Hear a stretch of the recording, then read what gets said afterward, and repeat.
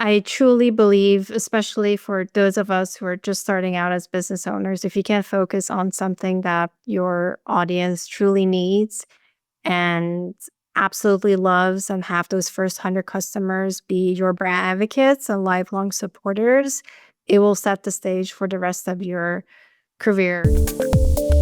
Step into the world of success with Your Brand Amplified, the ultimate podcast designed to unravel the intricacies of thriving businesses. I'm your host, Annika Jackson, and I'm on a mission to uncover the stories, strategies, and secrets that have propelled entrepreneurs and business leaders to success. There's an old adage that if you can, you do, and if you can't, you teach. But I would argue that today, especially in the world of academia, you must know a lot about the practical application of your subject matter.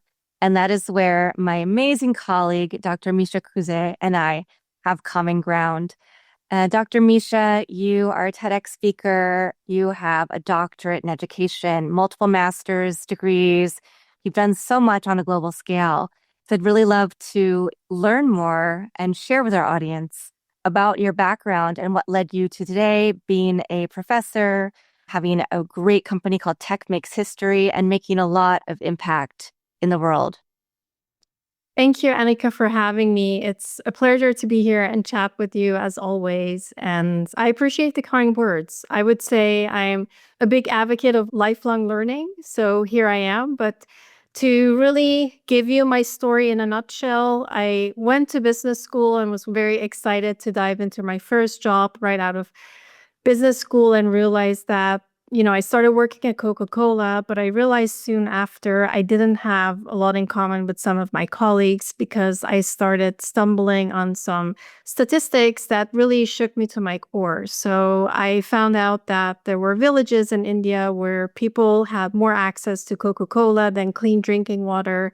I found out there were a number of ways that they were trying to use that soda to filtrate it into clean water. And it was really quite a shock to see some of the issues we're dealing with across the world. So I realized that I wanted to use the knowledge I had about business, but I wanted to use it as a force for good.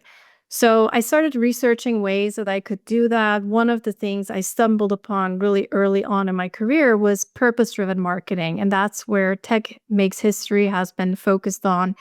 For the past, I would say 15 years, I've worked with a lot of different companies and organizations ranging from the United Nations, World Health Organization to Unilever.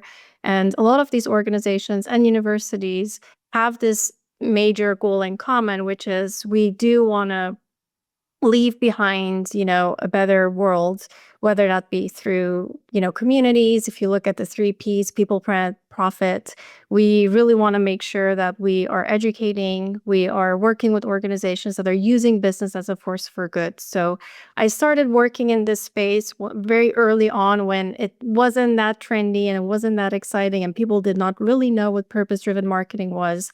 But I've been very fortunate to work with a lot of business partners and be part of, the conversation in classrooms. Seeing some young change makers wanting to change the world for good is just really inspiring. And we need them more than ever in the world nowadays. So I'm excited to be here and talk more about that with you. Oh, wonderful. Now, I've heard about different brands and companies pushing their products onto developing countries where, something that already existed, perhaps breast milk versus formula, for instance, could be a better option in those areas. I had not heard about Coca-Cola and the fact that these villagers were trying to essentially turn it back into water because they're missing a very vital, precious resource. Did that discovery happen while you're working at Coke? Was it part of the research that you were doing there for the job that you had? Or is this something that sparked you externally?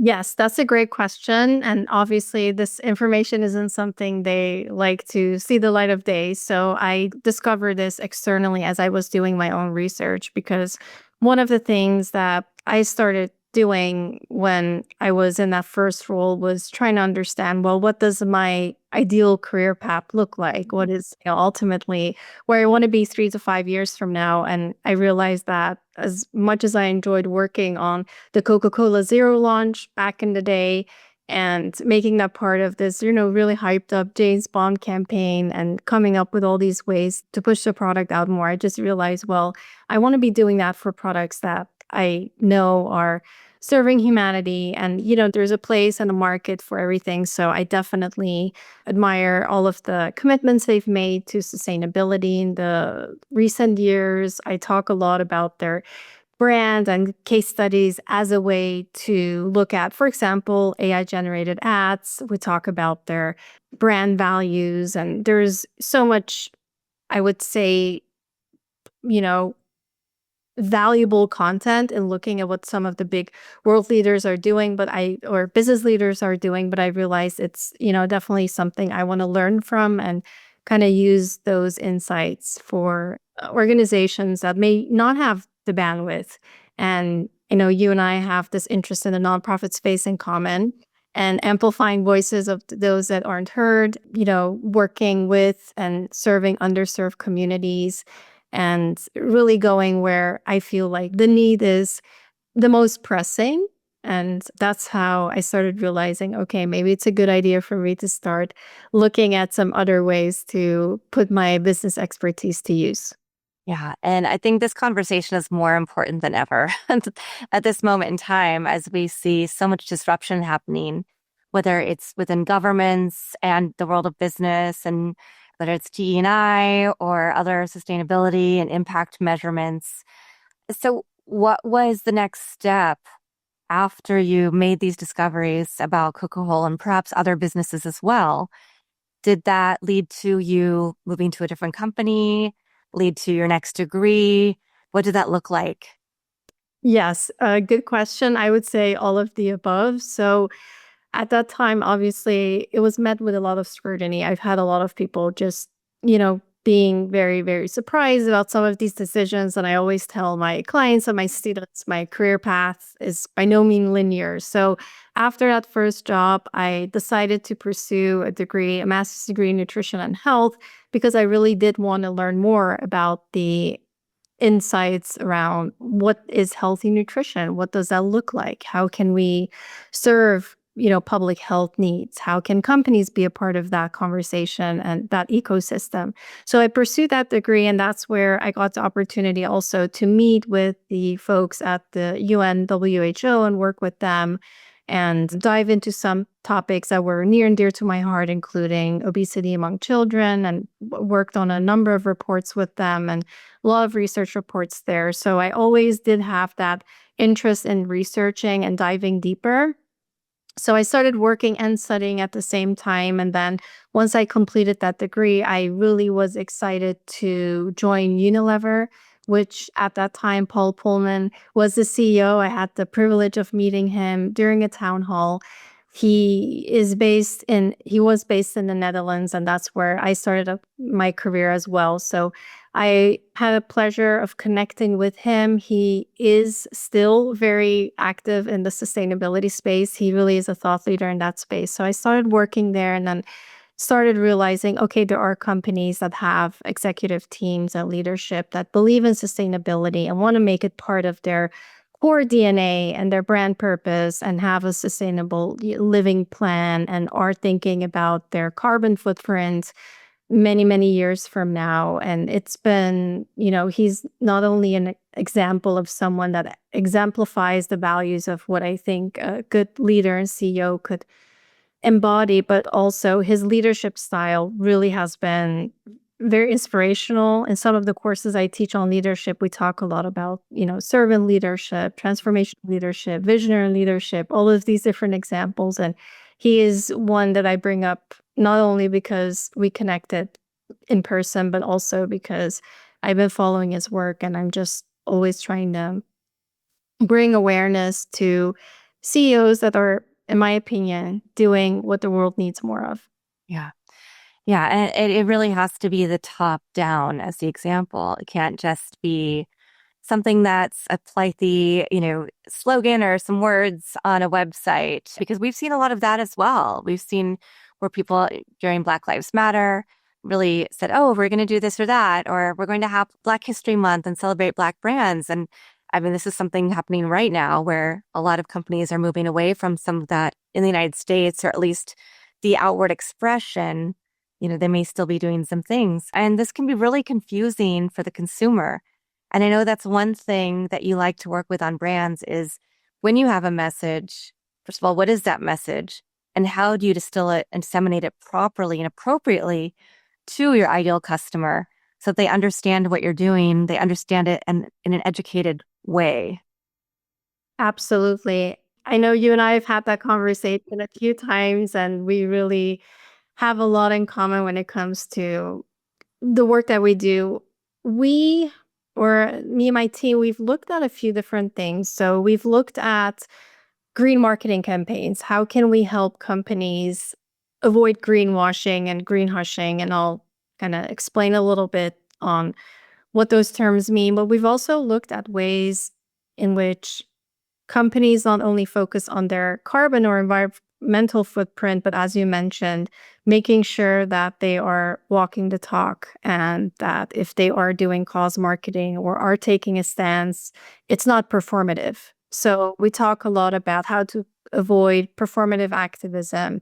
We talk a lot about, avoiding greenwashing. So representing your company as more sustainable than it is, or even what we're now seeing, which is the reverse, green hushing. Companies are becoming so worried or concerned about providing public sustainability goals that they are now trying to downplay or undermine or undercommunicate some of the goals that they have, which is obviously very unfortunate to see, because now we live in a day and age where obviously as consumers, we're more savvy than ever. We have a lot of insights. There's a lot of transparency, but there's also a lot of scrutiny. So it's really alarming to me when I see companies wanting to do the right thing, but not sure how to communicate or position it. And then for them to engage in greenwashing which means that none of us are really going to know about their sustainability goals. And then that in turn, it's a vicious circle, because then the market leaders are not taking a stance. They're not being a pioneer. So it's not driving other organizations to say, hey, look at what, this company is doing. And we may be able to learn a thing or two, or we need to be green, and we need to, use ethical business practices to stay competitive, because that's what our competitors are doing. So I just feel like all of it just fuels this situation in which we're taking a number of steps backwards, and it's really, really challenging to recoup from that. So when I have these conversations with my clients, it's about education. It's about talking about ethical integration of AI. It's talking about influencer strategies. It's talking about using, purpose-driven marketing strategies to really focus on the long term. And we know from the data that it does create brand loyalty. It does attract consumers. We see the majority of consumers are more willing to buy from brands that give back if they're given the choice. And we are seeing employees wanting to work for companies that take a stance and are purpose-driven. So it is a win-win-win situation in most cases, but the conversation needs to be had, and there need to be people in positions of authority who say, we're interested in pursuing this. We want to be a part of this movement. What can I do? Let's get started. Yeah. Yeah. There's so much nuance, right? Depending on if you're on social media, depending on what platform, you're likely speaking to a younger audience who's very in tune and engaged with the brands and the ethos of the brands and making sure that they're very intentional. And then we have people who are also very loud and might not care as much about that. And I can see how it would be hard for some of these larger companies to feel like they don't want to alienate some of their customer base, but they still want to hold true to their values. So I'd love to hear a little bit about the techniques that you walk through with your clients, and what have you seen change? Because I imagine it's a lot in the last, 14 and a half years of tech makes history.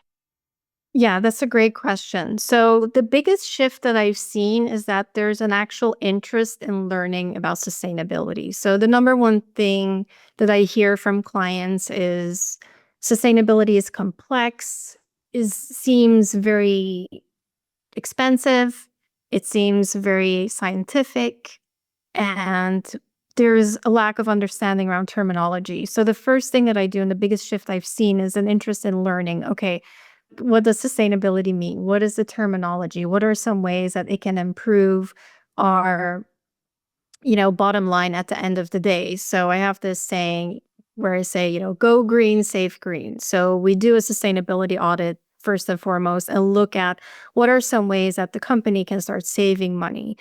So that's a business operations conversation. But I need to start at that level in order to understand, okay, what is the communication strategy going to be? Because we need to have all the data in a very transparent way. And then we need to make sure the marketing team is comfortable talking about those things. So to give an example that I often use, which is Warby Parker, back in the day, they weren't highlighting the fact that they are a B corporation too much because there wasn't a lot of education around it. There weren't a lot of conversations happening, even among their consumer base. So in the last few years, I've seen a shift in the number of marketing campaigns where they talk about that, the number of case studies, the number of, you know, interviews and podcasts in which they go and talk about their sustainability efforts. So I do feel like there's a shift happening, even if you just look at the job market nowadays. A lot of my students are interested in pursuing a career, social impact, or sustainability, and then combine the principles of communication. So, a little plug for a new course that I launched called Social Media for Social Impact. This is exactly what we do. We talk about how to use the power of social media to drive social change. And, it's not just limited to nonprofits. I think you and I we hear that misconception a lot in the space where people think, well, if you want to do good, then you should work for a nonprofit. Well, yes, that is an avenue you can pursue, but then there's all these organizations, for-profit organizations that are certified B corporations or legally, benefit corporations and incorporated in 33 US states. We now have the option to incorporate as a benefit corporation. And then the fiduciary duty there extends beyond financial profit. You actually have the legal authority to take environmental and social impact into account. So now we're seeing the business model embedding social impact and sustainability, and it's becoming truly a win-win-win situation for everyone involved. And these are the conversations I like to have and am continuing to have with my clients. Yeah. I love hearing that because there's been more education, because more people are familiar with these concepts, that you are getting more interest and that people are it's really turned the tide. Because, of course, in the media, you never know what's really going on. So the fact that you're able to come here as the expert and tell us this, I think is really important for people, for the different business owners who are listening, to realize it's still okay. It's still okay to make this a big part. It's still okay to figure out if you want to be a certified B Corp, if you want to be just a corporation or an S Corp or an LLC or whatever else you might be, but still infuse part of your business practices with these models. And you also mentioned something really important, which is you start with the operations. So you start with the bottom line so that companies can see the financial impact of what they're actually doing, which then often is a gear that helps them go, okay, we can pursue more of the social good. We can pursue more streamlining of processes because it's not only going to be good for the environment, but it's also going to be good for our company financially, whether or not we have investors. Absolutely. Yeah. Do you have a favorite case study, a favorite client or two, big or small, that you can share with us? Yeah, absolutely. So I'm working with a medical device client who designs specific devices to monitor infant health. One of the big things that we've been doing is finding partnerships with either nonprofits or other organizations that would be a good fit in terms of, for example, their big focus is on reducing the number of SIDS, sudden infant death syndrome, which is a very, very sad and unfortunate incident that occurs. So we've been working on a campaign around SIDS awareness and trying to make sure they partner up with the right folks who can really not only educate around that, but also help drive the awareness forward. So that's probably my favorite example I want to share today because I feel like that's the example of exactly the type of work that I've been wanting to do with Tech Makes History because you have this extremely complex technical device. Being that my interest is in nutrition and health, I've always been interested in working with clients in the health and wellness and medical and healthcare space. So that's one of the examples I love sharing. And then a few years ago, I also worked with a nutrition client who was very focused on being part of that conversation around obesity and reducing obesity. And again, there's a lot of education around that. One of the things that I've enjoyed, but also found quite challenging in the beginning was fighting the misinformation we have in the nutrition space. So I love working with influencers and content creators who are educated, who have obviously the credentials to make some of these scientific claims because now it's a matter of life and death. You are in this very sensitive space where you're talking about people's health. So you want to make sure they're credible sources. So sometimes I work with clients who have worked either with other agencies or content creators or influencers and didn't have the best experience because there is a lot of misinformation online. Obviously, we're seeing that more and more now with fake news, AI, and a number of other developments that I'm sure we're all aware of nowadays. So it's very, very important in this ecosystem, this large ecosystem, and all this advanced technology we have at our disposal, including digital marketing, media, communications, AI, making sure that we have credible, authoritative resources that are equipped to talk about the important topics they're talking about, and making sure that we're driving that conversation online, correcting misinformation, and making sure we just keep people safe because really at the end of the day, we need to take care of our people and our planet. And I know we're on a business podcast, and I often have this conversation with people who really are just looking at that almighty ROI and financial profit. But I can assure you that those things do go hand in hand, and it will be my life's mission to continue telling people that. And I'll, get off my soapbox now. No, I think it's really important to think about the impact that you can make, right? And to really go forward with that. Like you said, it's not just the ROI, it's just financial, but it's also the impact and how you can help change people's minds and change the narrative using scientific backed data. So one thing I want to ask, because as you mentioned, with social media, there are platforms that have changed it. So they're not doing fact checking. We see a lot of divisiveness on social. Sometimes we only see one side, right? Depending on what our beliefs are, because we're being served more content in the algorithm to only see what we want to see. So how do you encourage clients? You mentioned working with content creators, working with influencers, but what are some of the other things that you advise clients to do when you're thinking about the full integration of a digital strategy, whether it's advertising, marketing, working with content creators, with influencers, posting videos, all of the different, tools that we have in our toolbox?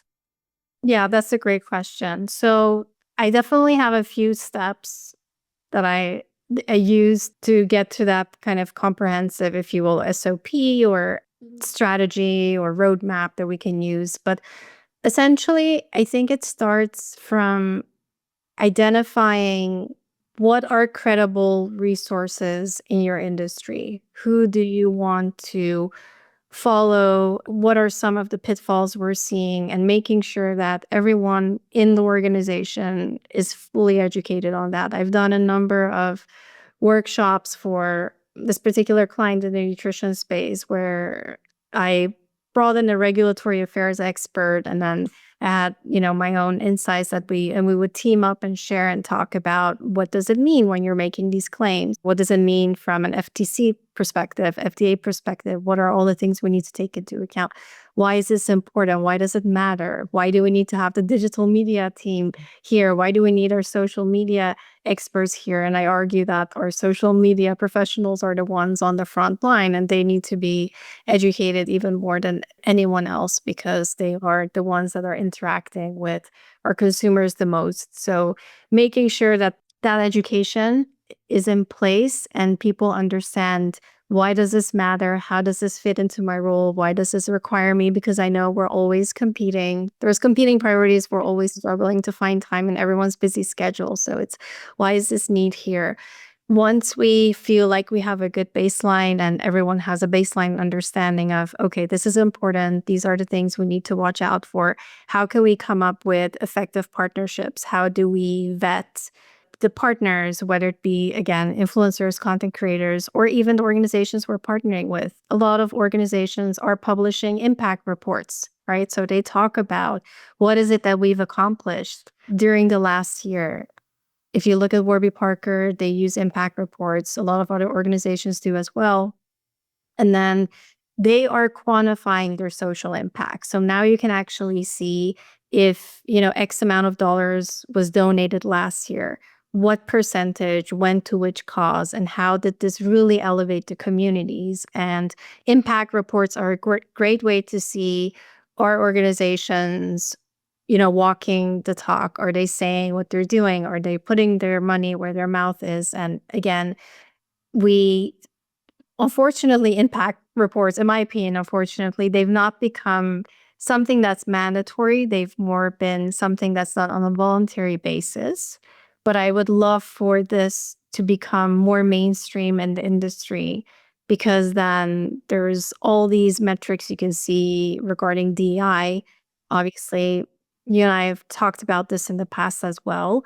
It's very, very important that sustainability, social impact, DEI, all the aspects of sustainability, especially that equity and people portion, are integrated in companies' operations. So you can only imagine what the last few weeks have been for me in terms of following the news, staying up to date on all of the different initiatives and programs that are being pulled back. And that's probably a conversation for another time and avenue. But again, as a company, you have the power to make those decisions and to take a stance and to adjust your strategy based on where your customers are. And your customers have become your customers because their values align with yours, and you've built this relationship with them, and there is that trust, and they are looking at you to be that voice of compassion, trust, whatever it may be that you're taking a stance on. Yeah, fantastic. And do you think that all platforms are equal? So I know we talk about differentiation platforms depending on your audience, your demographic, your psychographics. Younger people are probably not on Facebook, for instance, right? So we talk about delineating platforms that way, but I'd like to hear, do you see any differences in terms of what platforms are better to promote social good components and this kind of messaging for your clients? Absolutely. This is a conversation I have a lot because it's usually one of the first questions clients ask. Okay, which platform should we be on? Are there any platforms we should avoid? And I like to start off with the positive news, which is LinkedIn is a great tool, business to business, and we've seen a lot of employees embracing it more and more. I understand that its goal was to be a job search site or a networking site, but it has really flourished into this platform where companies can show off some of the great work they've been doing and get employee buy-in. And we're seeing, like, for example, Lush, the cosmetics brand, moved away from influencer strategies and social media strategies and started leveraging their in-house employees and brilliant minds they had in-house. So I think LinkedIn is definitely a good one where we can start off. I'm seeing a lot of very interesting opportunities on Instagram as well. That's not to say that as an educator or someone who's interested in this space that I'm not working with influencers or content creators on other channels, I think it's important to continue to drive that conversation. We are seeing that the younger generation is on TikTok and they are very passionate about these causes. So even in the work I do in my classes, we talk about using a mix of social media platforms to get the message out. So I wouldn't say I wouldn't necessarily villainize one platform over the other, but we are seeing differences in terms of to what extent you can express your opinions and to what extent there is buy-in if you talk about sustainability goals on TikTok. It's a very different crowd. Yeah. And to that point, obviously there was a very short-lived time that TikTok was not in our lives. A lot of people jumped to Red Note. People have left X, gone to Blue Sky. And I'm old enough to remember when we would use chat rooms on AOL or Yahoo, and then we had MySpace, and then we had Friendster, and then we had Facebook. So, the ones that we've had now, I feel like we've had a lot of these social media platforms for a very long time. Now, of course, we've seen Musical.ly, Vine, you know, evolve into other platforms. We see some people don't think Snap is relevant, but there's still a huge audience for Snap. So do you see that perhaps there are going to be some other platforms that we aren't aware of yet that are going to come up soon? Do you think that that's something that should be part of our strategy is what is the what next and how do we look into the future? Obviously, knowing the present is important because that's where we're going to capture people's immediate attention. We're going to get the message out. We can show the impact we're making today. And that's where today's dollars are going to come into our businesses. That's a phenomenal question. And I love this because nobody obviously can foresee the future, but I actually don't think it's going to be a new platform. I think we're going to see YouTube make its appearance more than ever. Oftentimes we're running off and looking at the next best thing that we forget there are platforms like YouTube that have been there and in a way maybe even underutilized that are going to be there to be that hub of content creation, of vloggers, of, you know, company-owned content that is there to stay, that is there to educate, that is there to help build communities. As you started, segueing into this question, you talked about all these different platforms back in the day. One of the things that they have in common is the fact that they're building communities. And it's my personal view that we need communities more than ever. We are moving away from communities. We are in a culture where the attention span is even under 6 seconds, shorter than a goldfish. We're constantly scrolling and liking and going on to the next best thing. And we are forgetting that people crave that community, just going back to psychology. And I think even companies often forget that there is a human sitting on the other end of the screen. So if you're creating content, you need to make sure you take all that into account. You need to make sure you're telling a story. And there's, so many things I can share. But to answer your question, YouTube is, I think, where we're going to see more and more. I have a lot of students who've talked about Red Note. And I think that with every, I would say, update we get in the social media space, there is this sense of urgency and this notion of we need to now transfer all of this content and all our audience to another platform, which is always a smart thing to do. And if you talk to maybe some traditional marketeers, and I've been part of that conversation as well, email marketing is not dead, despite what everyone says. So it's important to have your customer lists on platforms that are company owned, that cannot be taken away from you at any time, because we don't know what the future holds. So just take precautionary measures there and make sure you're protecting that company data and the consumers that now have really over time created, that customer lifetime value is real. You've now created this magnificent resource and database of people who trust and believe your brand. Why would you give that in the hands of, external organizations and give away that control? Yeah. I appreciate you mentioning email marketing because that is a strategy that is I don't want to say making a comeback, but it's something that people forget about and it is so vital. And yes, many of us get a lot of emails we don't want to read and we'll click, we'll unsubscribe or we'll just delete them. But if it's a brand that you have a strong brand association with, that you're really engaged with, and they send you the right emails, that will make a huge difference with me as a consumer. I know in terms of my brand loyalty, my next purchase, and my decision to stay, to have that brand loyalty for a long time. Absolutely. You work with brands in so many ways to think about cause marketing, to make sure that they're lifting up the different parts of their businesses that are really creating impact and change. You've made a brand for yourself as the expert who can help brands do this from that first moment and probably beyond that when you were doing research at Coca-Cola and figuring out, oh, wait, there's this thing I really want to dive into. What do you recommend for the business owners who are listening right now for their brands? What is one step they can make to make sure that they are, living in their values, that they probably all have something, whether they realize it or not, that is an impact as a social cause, that is a sustainable issue? What's one question or one exercise they can walk through to really synthesize that and then figure out how to create a strategy around amplifying it? I love that.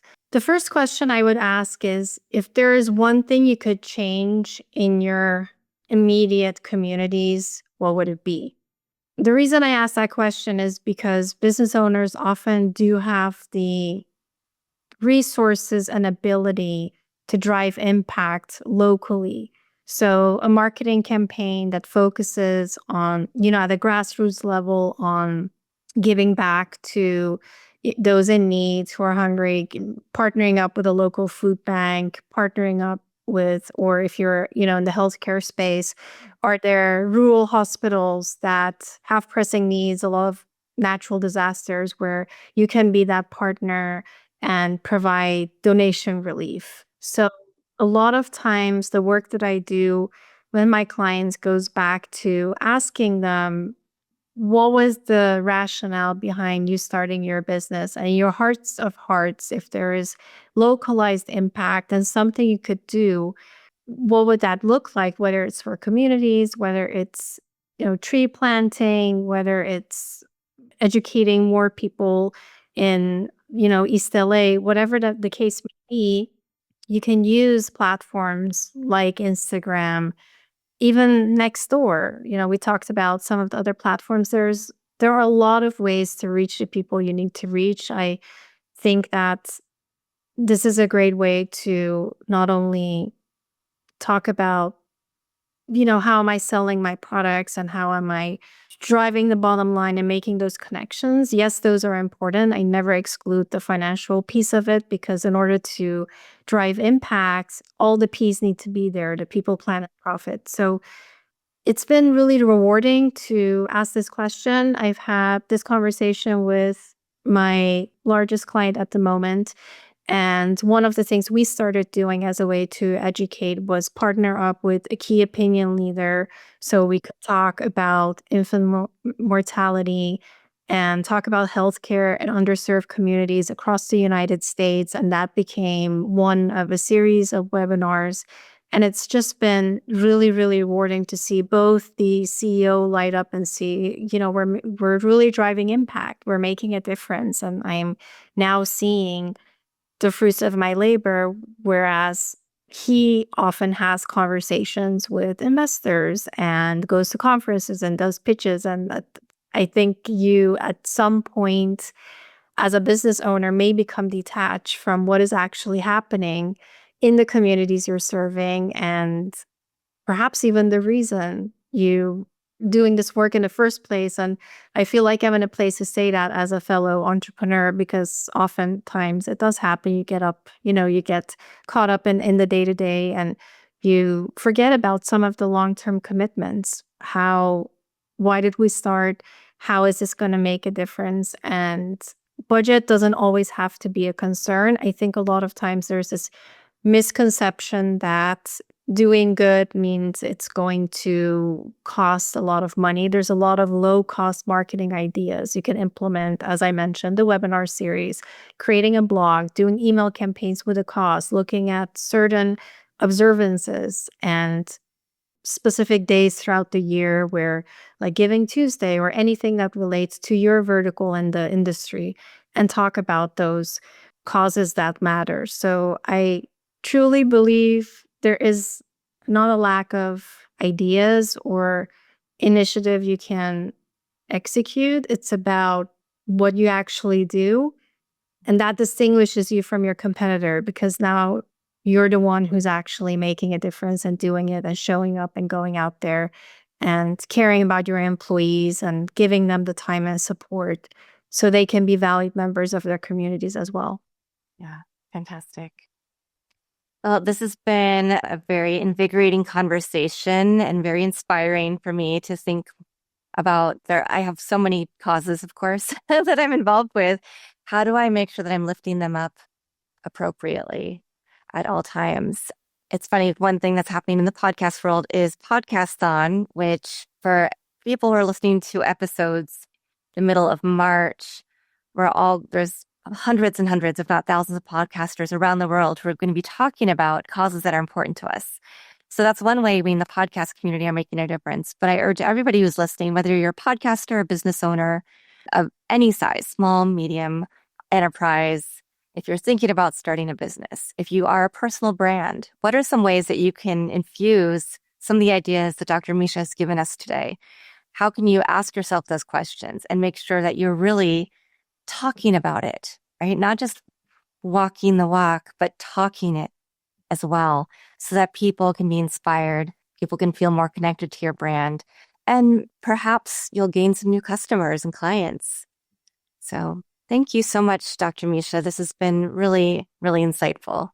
Wonderful. Thank you. And can I just give you a shout out for the important work you're doing? You are lifting up those voices. You are giving people a platform to talk about these important issues, and fellow podcasters. It's one of my favorite things ever to do is talk on a podcast, but also connect individuals like yourself who really care about educating people and being an amazing podcaster. So congrats on all of your milestones and successes, and I'm very happy we are connected. Oh, thank you so much. That's so sweet.